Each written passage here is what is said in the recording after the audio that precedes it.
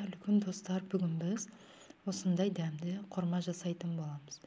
Ол үшін бізге керегі орех, Қазақстан шоколады және құрма керек болады.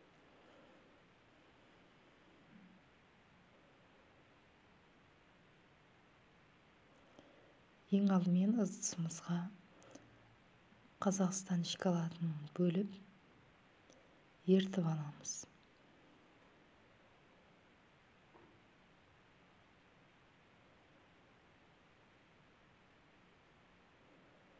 Құрмамыздың ішіндегі дәндерін алып,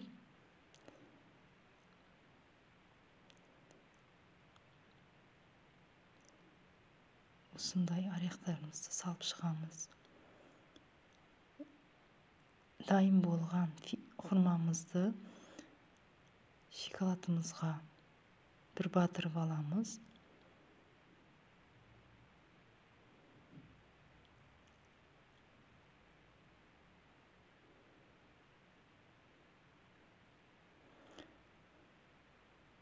Бәрін осындай біркелкі қылып дайындап аламыз.